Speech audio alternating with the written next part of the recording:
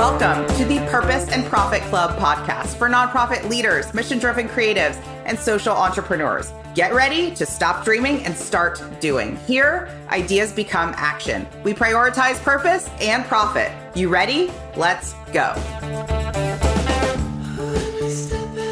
Welcome to the podcast, Erica Wassdorp. I'm so excited to dig in to this conversation because I was reading your bio and I was like, she knows what's up when it comes to monthly giving. So first things first, I want you to tell our listeners about you, about your work, and you're not new to monthly giving. So tell us what we need to know, set the stage. No, thank you so much for first of all inviting me. So yeah, I love monthly giving, but I have been doing this for 31 years. I mean, if you add my subscription experience before that, my direct mail and subscriptions, I've been doing this for 41 years. So, but I'm still learning from you, from organizations that are doing it. So that's why I'm really, really excited about all of the new things, because a lot has changed in this whole monthly giving world for sure, especially the last 10, 12 years, so that's really exciting. So we were saying in the green room, monthly giving is having a moment, which is part of why we're doing this series on the podcast.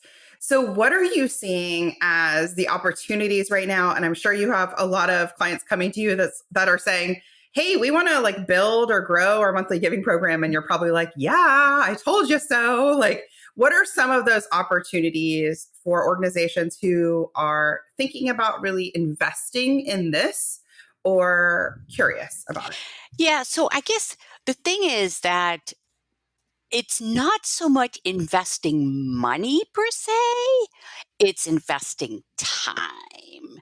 So I think that's really the why I think the monthly giving is having a moment, because the reality is that organizations are losing donors.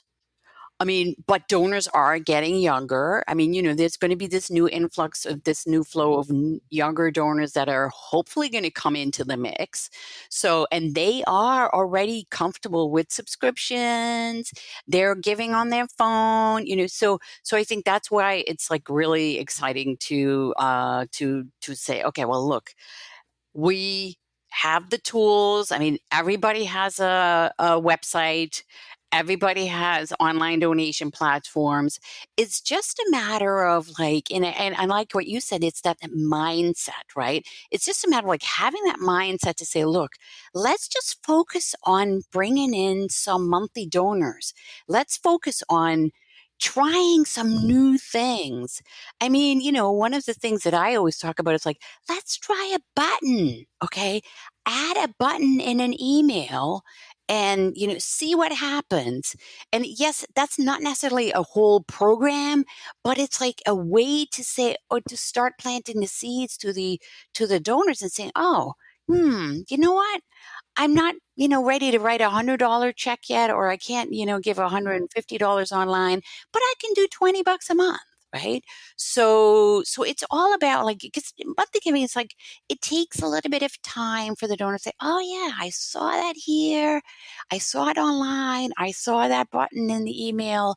I saw something on social, and you might even add a postcard or perhaps a mailing to the mix. So it's all about we're all multi-channel, right? I mean, you're on YouTube. Guess what? YouTube is great, and some of the big organizations have been doing this for a while. So they're seeing that that growth, especially, right? So I think that's it. But it is time. It's okay, what am I saying in my welcome email series? Do I have a welcome email series? Guess what? You have the tools, so music to my ears. Our Yes. listeners know they need an email Yes. welcome series. Yes. Yeah, welcome to. I mean, again, so there's so many tools out there now that, again, they've really come up over the last 10, 12 years. I mean, before that, but when I started in monthly giving 31 years ago, guess what? It was mail and phone. Okay. Online did not exist, people. I mean, websites, had no donation opportunity, right? So again, now it's you have to drive people to go there, and you have the tools. But, and again, I think a lot of things, donors can't read minds. So we have to tell them that this is going to help us, fulfill the mission, sooner, longer, so I think that's the key to just really start driving donors to consider a monthly gift. Yeah, let's Yeah. dig into some of the messaging. What do you like to see?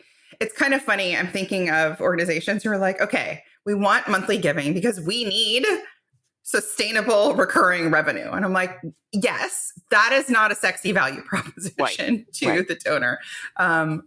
What does it look like to come up with some of the essential elements of with a messaging piece for monthly giving? Yeah, I mean, it's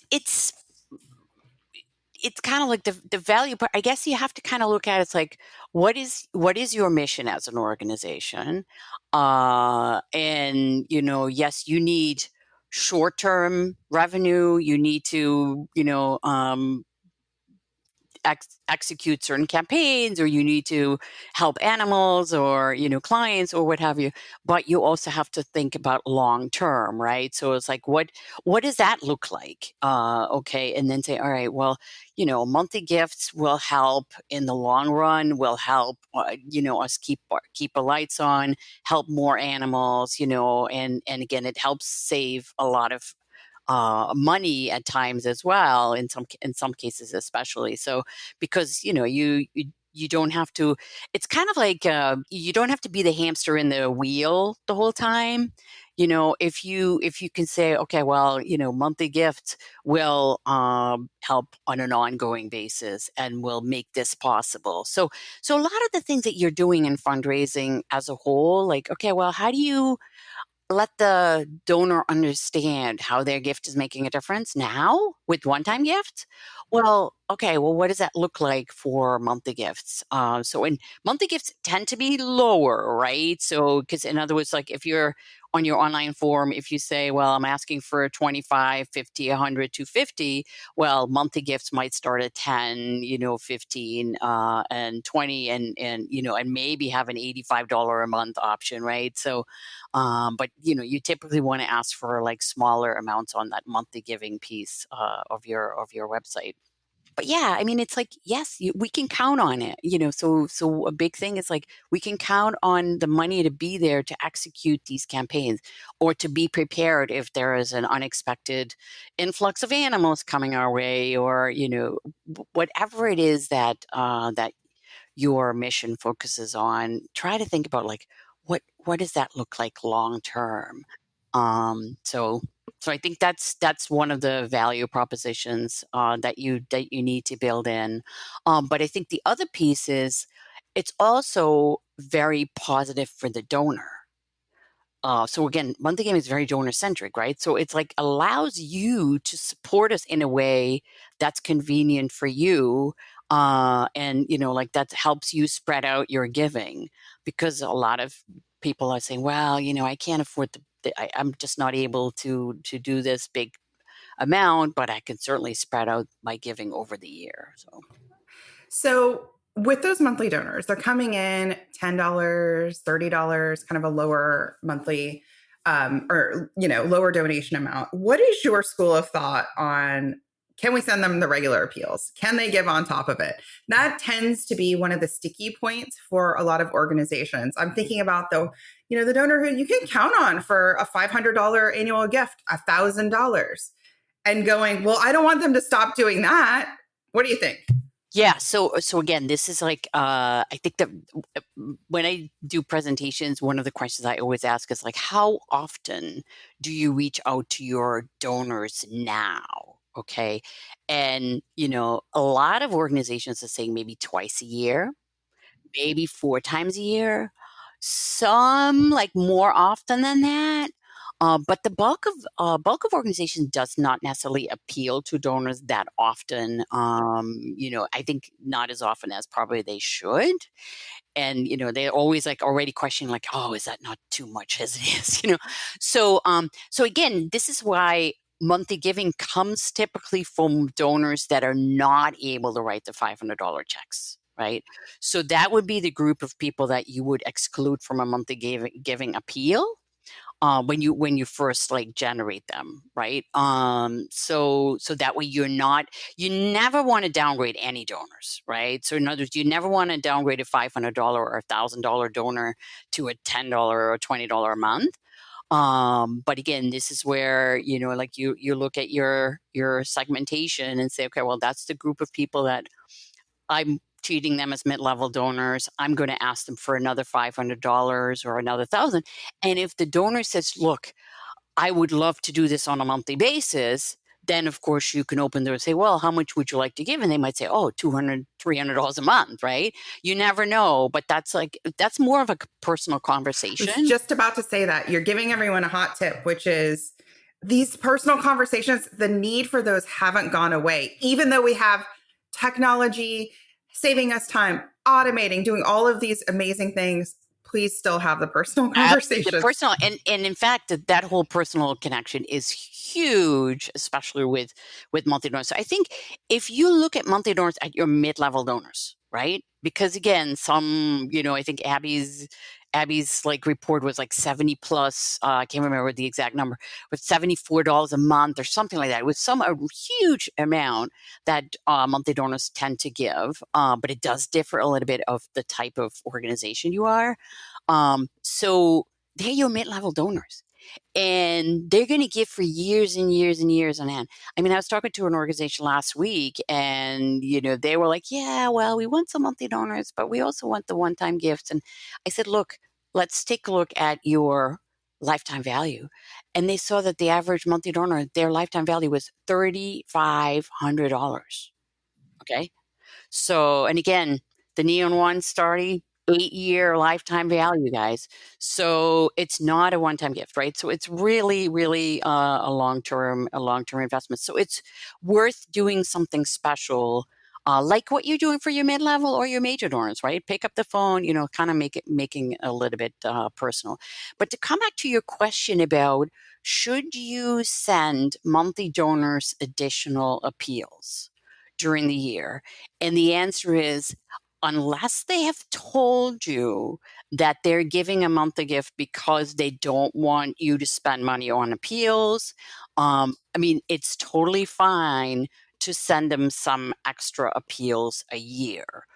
But it depends, right? So in other words, if you're sending 2 appeals a year, go for it. Send them, both of them.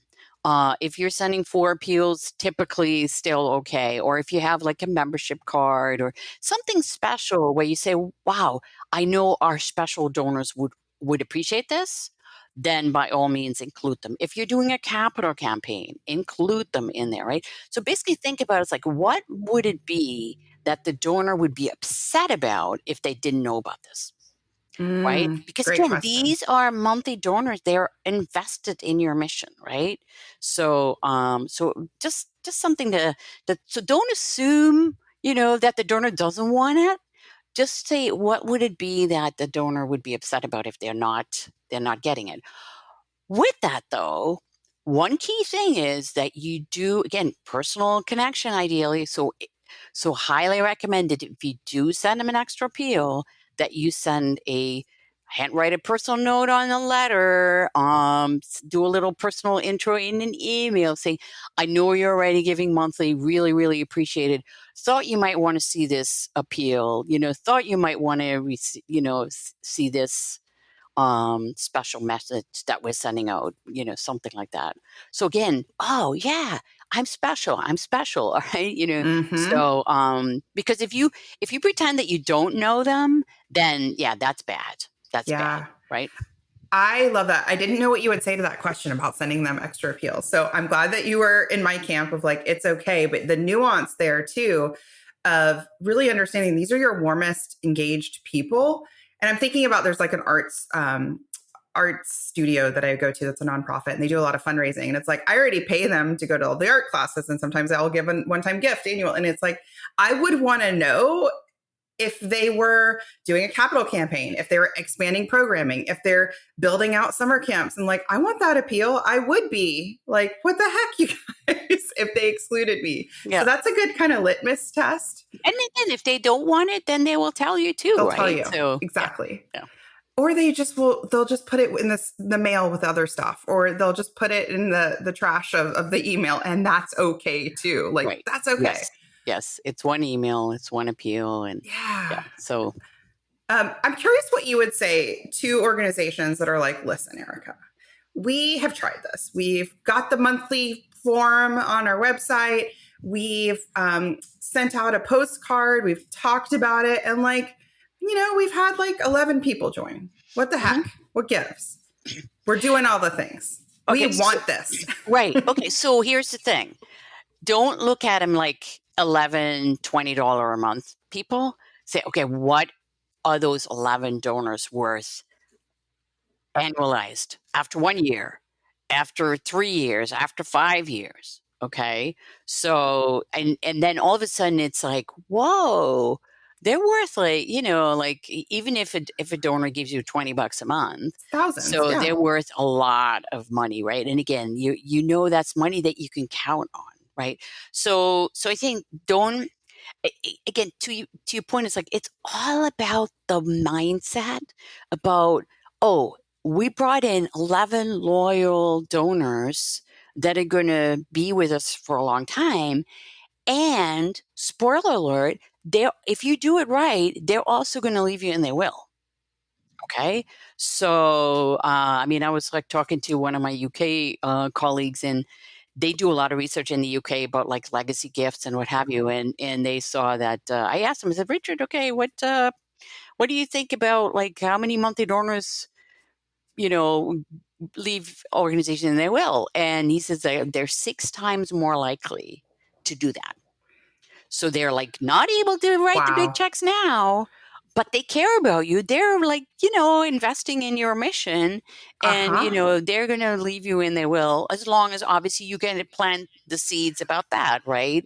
What a smart, sometimes we have to zoom out, right? And go, what is the total value? And I'm thinking about an organization who was just given $100,000 in through the will. And it's like, that changed everything for their year. And it's oh, what an opportunity to really develop. Okay.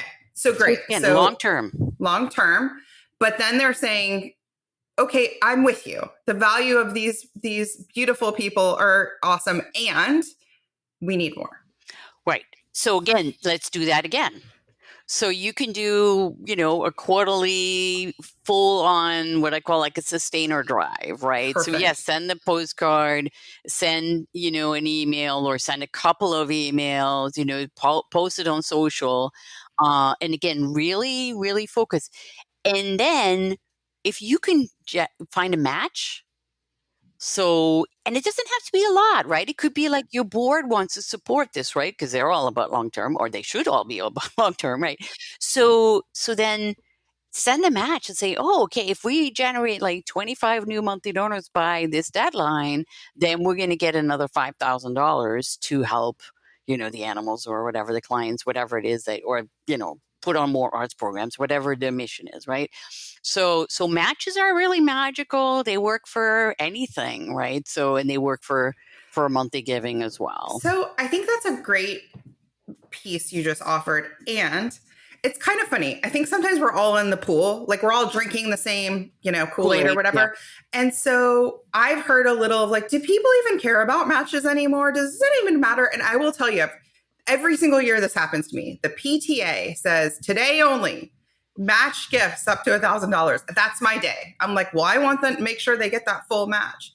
I'm my own, test subject there. Yes, so right. I think they still work. I think you're saying they totally still work. Yeah. Yeah. Okay. Yeah, absolutely. So I think one of the other things that is sometimes people forget about is donors like hearing from other donors, right? So it's kind of that social proof. It's Christine, if you've already done it, now you're asking other parents, right? Hey, would you join me? Because I just gave my, match gift. So, well, the same applies for monthly donors, right? So if you've not done this already, even if you just brought in 11 monthly donors from this one campaign that you just did, reach out to those 11 and say, wow, so grateful. Would you mind sharing what made you decide to make a monthly gift? And you have no idea what they're going to say, but you might say, wow, hey, that's wonderful, Mr. or Mrs. Jones. Can I, use that to reach out to other monthly donors? And a lot of times it's like, well, of course. So you now have got this testimonial and you can put it in an email, you can put it on the website. I mean, you can literally have an email come from a monthly donor who already did it. Right. So, so again, it's like there's really no end to it, but I guess what I mean to say is monthly giving, it's not a huge, brand new, oh my thing. It's little things. It's Yeah. literally like, okay, well, let's try a button. Let's add an email. Yeah. So let's like go back to these donors and ask them for a testimonial. Let's add, an option in the welcome email, right? So it's Smart. literally a lot of little things that are going to add up. That's so But smart. you Yeah. got it. And it's not like, okay, well, I'm doing something in January and then I don't have to think about it the rest of the year, right? So it's like, there's a lot of different things that you can do throughout the year to constantly be planting the seeds about it. That's right. You want to talk about it more than that one time, more than Yes. that one launch, more Right. than that one. Yeah. Yeah.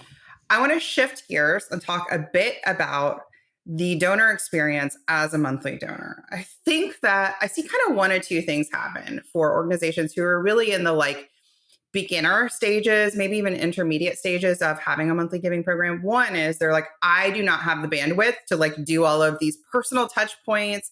And oh my gosh, are we supposed to send them a welcome kit and swag and a hat and a pen? Right.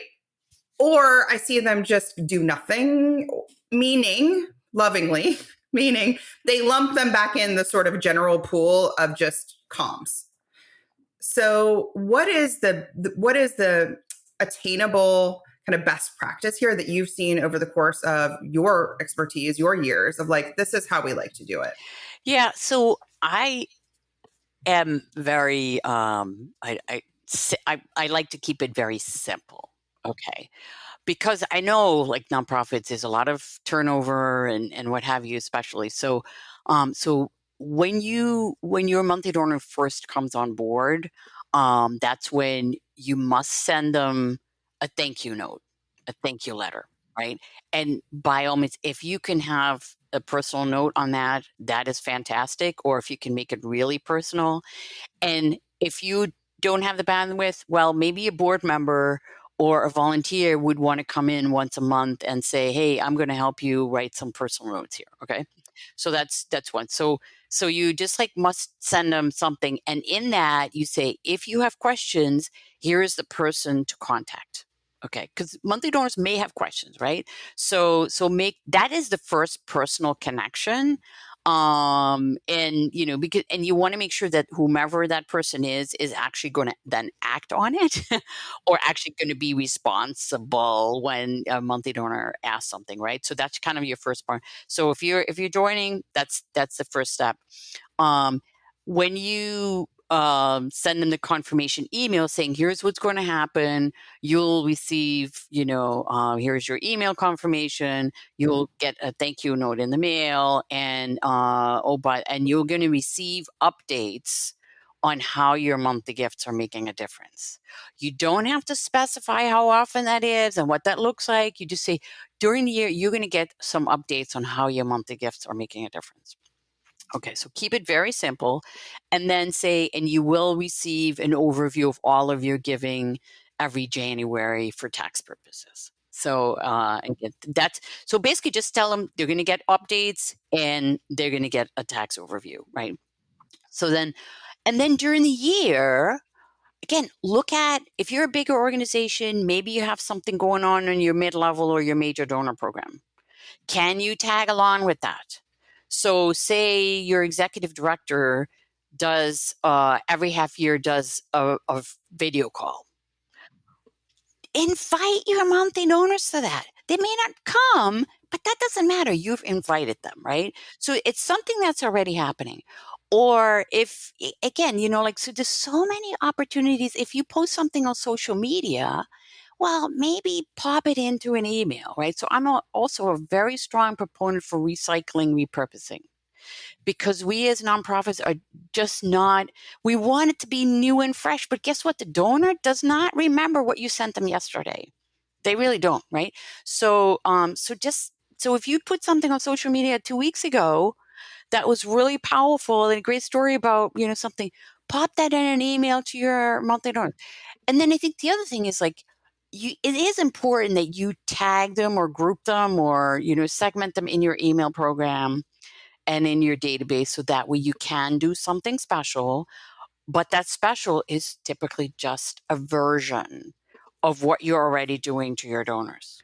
So Okay. smart. Yes. So if you're doing an email newsletter once a month or once a quarter, all right, include your monthly donors in that and make a copy of that. And then thank you so much. And then in the intro saying, dear, Christina, thank you so much for your ongoing monthly support. Here's this month's newsletter.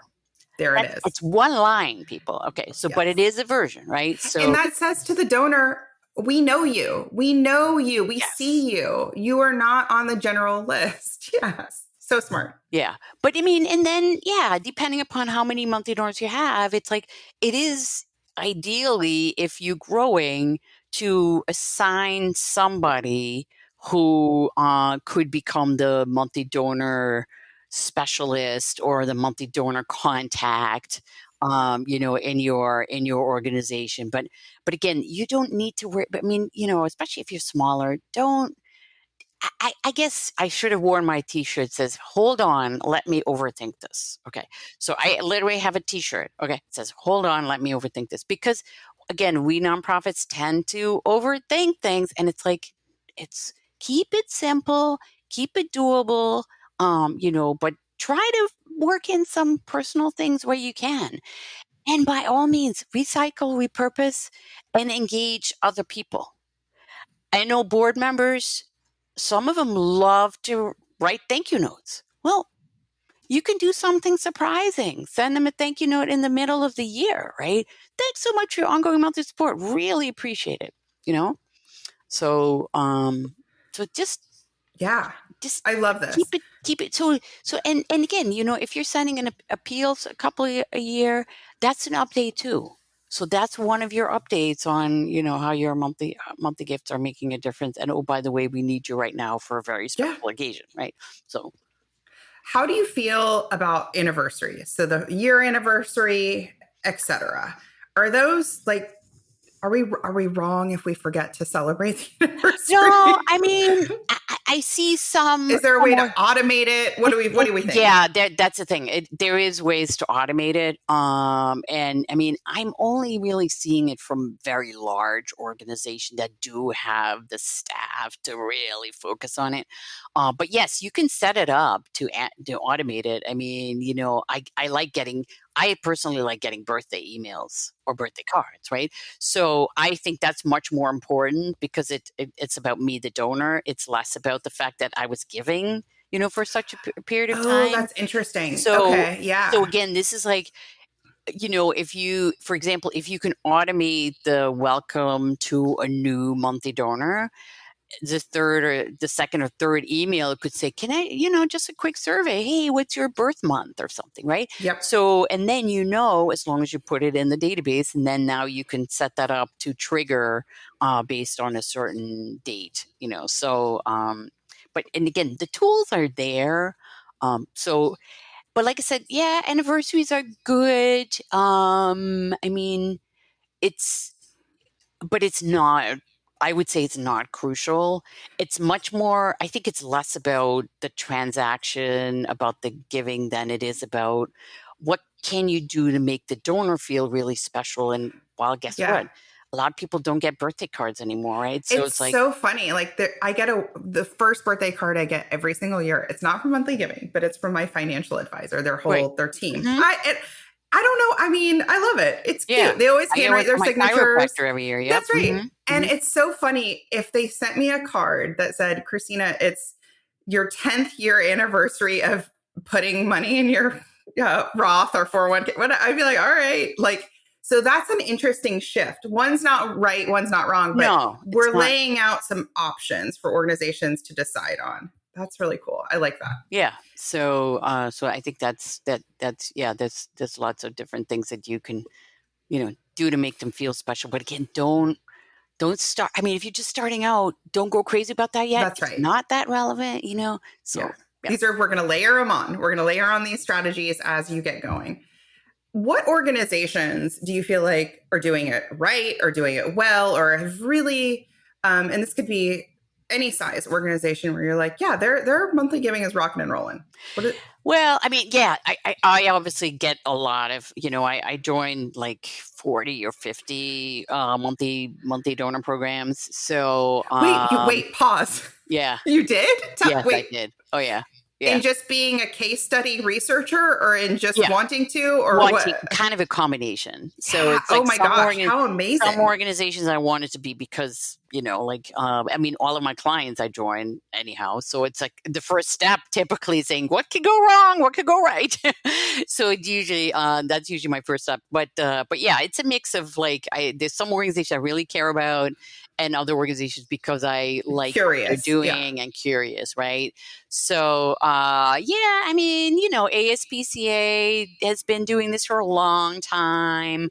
I mean, Greenpeace, like PETA, sort of in the animal world, they've been all doing this for a long time. So they've really perfected a lot of these things, but they also have the staff, right? Yes. They have huge programs, so they have the staff, right? St. Jude, I mean, obviously Charity Water is great from an online perspective. But again, one thing to remember is they purposely made that mindset change, right? They really said, you know what? We like the one-time gifts, but we really, really like those monthly gifts, right? So, and that's been sort of a whole shift. So if you take anything away from the Charity Water piece, it's like that was the big first step that they took, and then everything sort of fell into place. But yeah, I mean, I'm just trying to think. I mean, I Make a Wish. I mean, Habitat for Humanity. So since you've been in that many, you've been a part of that many monthly donor programs. Yeah. Is there anything that happened as a monthly donor that surprised and delighted you or really stood out to you where you're like, man, this is cool? Well, I mean, I was just thinking about again, I should have had the whole list here, but Half for International, for example, right? I'm one of their monthly donors. They do these cute birthday emails. And every year I was like, oh, I wonder if they're going to send it to me again, whatever. So, so I like that. I mean, ASPCA does send me anniversary postcards, so,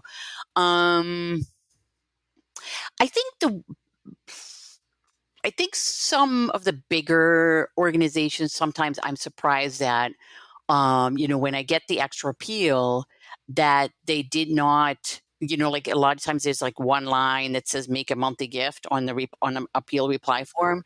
And they had that on there when I'm already giving monthly. That's surprised me sort of in a negative way. What? How come they couldn't have excluded? I mean, it's just a laser version, right? So they could have just removed that line, right? So, I mean, I think, what I think, if I look at sort of the different types of organizations, because I've joined some small ones, some mid-sized, some large ones. It's a lot of times the smaller organizations actually do a better job of making it personal. I mean, there was this one organization, I mean, she writes, she sends me an upgrade campaign every year. I mean, and she personalizes, and writes a note on it, and she's busy. I mean, she's really grown her monthly giving program. I mean, they do an amazing job with special emails, thanking for a monthly gift. So, I mean, I don't think there's anything. Yeah. I think those are some really great examples. And this conversation has been, thank you. It's been so wonderful. I'm already ooh, my wheels are spinning. So I'm curious, before we wrap up, is there anything just coming on that you wanted to share with the listeners about monthly giving that we haven't already discussed?